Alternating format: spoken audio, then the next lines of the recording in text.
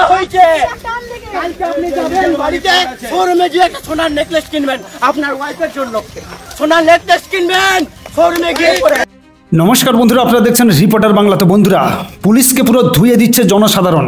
ভিডিওটা আপনাদের আমি সম্পূর্ণ দেখাবো। তার আগে আপনাদের জানিয়ে রাখি, আসানসোলের ডামরাঘাট সেখানে অবৈধভাবে বালি তোলা হচ্ছে এবং প্রচুর গাড়ি আপনারা দেখতে পাচ্ছেন তারা বালি তুলে নিয়ে যাচ্ছে, এবং প্রত্যেকটা গাড়ি যেটা দেখা যাচ্ছে যে নাম্বার প্লেটগুলো যে রয়েছে সেগুলো কিন্তু পুরো ঢেকে দেওয়া হয়েছে, কোনোটাতে পুরো মুছে দেওয়া হয়েছে যাতে কেউ না বুঝতে পারে। সম্পূর্ণ ভিডিওটা আপনারা দেখুন, তারপরে আপনাদের বিস্তারিত বলছি।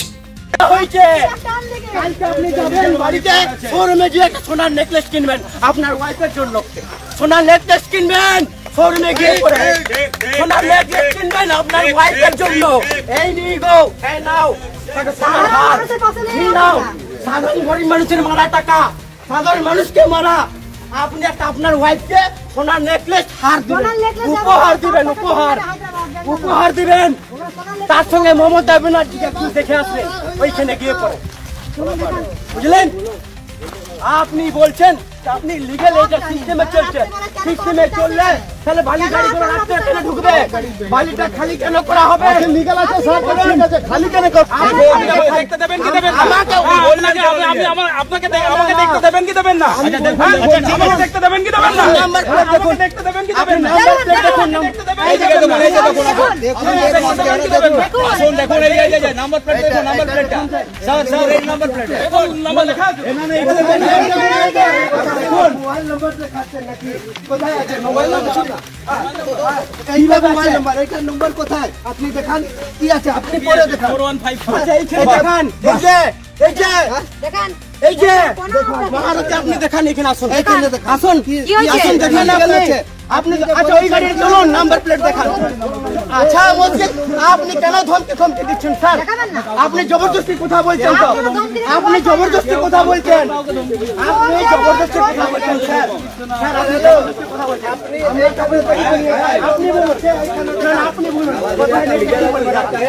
আপনি বলেন এটা কি, আপনি বলুন এটা কি লিগ্যাল চলছে।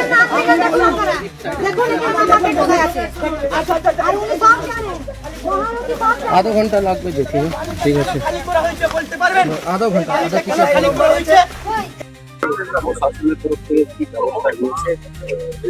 আমি সকাল 6টা থেকে এখানে বসে আছি ডামরার ঘাটে। এখানে বালি চুরি হচ্ছে। আজকে শয়ে শয়ে ট্রাক এখানে দাঁড়িয়ে, তারা আমাকে দেখে পালিয়ে গেছে, চালান দেখাতে পারিনি, কিন্তু পুলিশ এসে বলছে এটা নাকি লিগ্যাল ঘাট, হীরাপুরের ঘাট। কোথায় হীরাপুর, কোথায় ডামরার ঘাট, কি বলছেন আপনি? এখানে দামোদরের গা দিয়ে দিয়ে রাস্তা করে দেওয়া হয়েছে ন্যাশনাল হাইওয়ের মতো, যাতে ডাম্পারদের কোনো অসুবিধা না হয়, যাতে খুব ভালোভাবে তারা চুরি করতে পারে। ডিশেরগড় থেকে শুরু করে গাড়ি এদিকে এসে এখান থেকে বেরিয়ে যাচ্ছে। মানুষ বালি পাচ্ছে না, আসানসোলে মানুষ বালি পাচ্ছে না, এই বালিগুলো চলে যাচ্ছে কলকাতা এবং সেখানে ওখানে বিক্রি হচ্ছে। আর এখান থেকে মমতা ব্যানার্জির পার্টি ফান্ডিং নিয়ে সেটা আগামী 26-এর ভোটে এটা কাজ লাগবে। এইসব মাফিয়াদের কাছ থেকে এই চুরিগুলো, এই টাকাগুলো আজকে ক্রিমিনাল পুষতে, বোম বারুদ গুলি এসব কিনতে আজকে মানুষ ডুবে যাচ্ছে দামোদরে। এমন দামোদরকে শেষ করে দিয়েছে। কালাঝুরিয়ার ব্রিজ ভেঙে পড়লো এই বালি চুরি করার জন্য। আজ অব্দি সেই ব্রিজ ঠিক হয়নি, 51টা গ্রাম জল পাচ্ছে না। আর যে গ্রাম, যে ওয়াটার সাপ্লাই যে ব্রিজটা রয়েছে সেটাও কদিনের মধ্যে ভেঙে পড়বে। আপনি দেখবেন পায়াগুলো, আপনারা দেখাবেন কিভাবে এক্সপোজ হয়ে গেছে। কার কি যায় আসে? সব তো হ্যান্ড ইন গ্লাভস। 3 ঘন্টা হলো পুলিশকে ডাকছি, সিপি ফোন তুলছে না। আইসি কুন্ডু বাবু আসানসোল সাউথ থানা, সে বলছে সে আসতে পারবে না। কেন বলুন তো, আপনি আসতে পারবেন না কেন? আপনার উপর কার চাপ দিয়েছে, কে চাপ দিয়েছে আপনাকে যে আপনি এখানে আসতে পারবেন না? মানুষ জল পাচ্ছে না, মানুষের মৃত্যু হচ্ছে, আর আপনারা রাজনীতি করবেন? ইমিডিয়েটলি বন্ধ করতে হবে, ইললিগাল যা চলছে ইমিডিয়েটলি বন্ধ করতে হবে। আজকে বিধায়ক অগ্নিমিত্রা পল ডামরার বালিঘাটে এসছেন, তার অভিযোগ কি বেআইনি বালিঘাট চলছে, বালিঘাট চালাচ্ছে বালু মাফিয়া পাপু মাঝি, বিবেক চক্রবর্তী এবং আপনার মদতে, স্থানীয় কাউন্সিলরের মদতে এই বালিঘাট চলছে। কতটা সত্যতা আছে এর মধ্যে? দেখুন, এর আগেও দিদিকে আমি সম্মান করি, শ্রদ্ধা করি। দিদি এরকম ভিত্তিহীন যে কথাবার্তাগুলো তুলছে, আজকে যে বালি চলছে, বালির জন্য বন্ধ করার জন্যে আমি এর আগে আমি চিঠি করেছি 2022-এ আমি চিঠি করেছি। কোথায় কোথায় চিঠি করেছেন? ডিএম অফিসে আছে, এডিডিতে আছে, বিএলআরতে আছে, এডিসিপিতে আছে, মন্ত্রীর আছে। তারপরেও কি বালি খাদান বন্ধ হয়নি। 22-এ করার পর আমি আবার 24-এ করেছি। এখনো কি বালি খাদান? 24-এ করেছি। এই এতগুলো চিঠি করলেন, হ্যাঁ। তারপরেও তো সুরাহা কিছু হলো না। না। তারপরে এখন দেখা যাচ্ছে যে বিধায়িকা এসে এখানে আন্দোলন করছেন, বালিচা যে চলছে ইলিগাল ভাবে, কি এইটাকে নিয়ে কি বলবেন? এবারে উনি যদি এসে, আজ উনি জানেন না ওনার বিধানসভা এলাকাতে কি হচ্ছে কি যাচ্ছে, আজকে হঠাৎ ওনার ঘুম ভেঙেছে। তো বন্ধুরা, আপনারা পুরো ভিডিওটা দেখলেন, বুঝতেই পারছেন আসানসোলের যে ডামরা ঘাট রয়েছে সেখান থেকে বালি চুরি হচ্ছে এবং প্রচুর বালি সেখান থেকে তুলে নিয়ে যাওয়া হচ্ছে।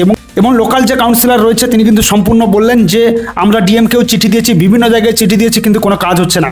সকাল থেকে সেখানে রয়েছেন অগ্নিমিত্রা পল, তিনিও বলছেন যে রাজ্য সরকারের মদতে এবং স্থানীয় যে পুলিশ প্রশাসন রয়েছে তাদের মদতে, দেখুন আমরা কিন্তু এগুলো জানি যে বালি চুরি শুধু ওখানে নয়, পুরো রাজ্য জুড়ে যে খাদানগুলো রয়েছে এবং সেখান থেকে যে বালি চুরি হচ্ছে তার কিন্তু 70 থেকে 80% এই যে নেতারা রয়েছে, তৃণমূল কংগ্রেসের যে নেতারা রয়েছে তাদের পকেটে যাচ্ছে।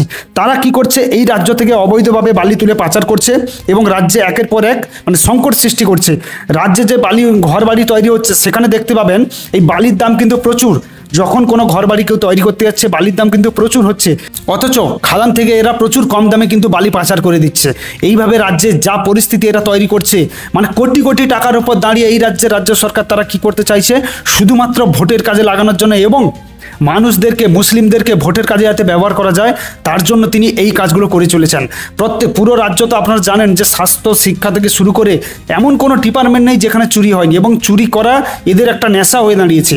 সেই চুরি থেকে এরা কি করছে যে শুধুমাত্র টাকা নিয়ে, শুধু রাজনীতির খেলা ছাড়া বা মানুষকে মেরে ফেলা বা মানে খারাপ কাজ ছাড়া আজ পর্যন্ত এরা কোনোদিন ভালো কাজ করেইনি এবং ভবিষ্যতেও করবে না।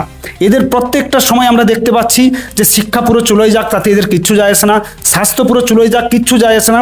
এদের একটাই কথা যে টাকা যেখান থেকেও ইনকাম করতে হবে এবং ভোটের আগে মানুষকে এই ভুল বুঝিয়ে, মিথ্যা কথা বলে, টাকা খাইয়ে যে করে হোক আমার ভোটটা চাই। দেখুন আপনারা হয়তো ভাবছেন যে তাহলে রাজ্য সরকার শুধু কি ভোটের রাজনীতি ছাড়া আর কিছু করে না? আর কিচ্ছু করে না। তার কারণ ক্ষমতায় থাকতে গেলে ভোটে জিতে আসতে হয় এবং ভোটটা যদি ঠিকমতো উনি করিয়ে নিতে পারেন তাহলে উনি ক্ষমতায় থাকবেন 5 বছর। তো 5 বছর যদি মানুষের কাজ করে উনি, তো সেখানে তো প্রচুর টাকা ব্যয় হয়ে যাবে। সেটা না করে যদি আমি কম টাকা ব্যয় করে যদি একদিনের জন্য ভোটের দিন গন্ডগোল, মারামারি, মানুষকে মেরে ফেলা, মানুষকে ভয় দেখানো, এইগুলো করে যদি আমি ক্ষমতায় থেকে যেতে পারি তাহলে আমি তো একদিনটাকেই পছন্দ করব। কেন আমি সারা 5 বছর আমি কেন কাজ করতে যাব? এটাই হচ্ছে তৃণমূল কংগ্রেসের নীতি। যাই হোক, এটা আপনাদের দেখানোর ছিল, দেখালাম। যদি কিছু বলার থাকে অবশ্যই আপনারা কমেন্ট করে বলবেন। সবাই ভালো থাকবেন, সুস্থ থাকবেন।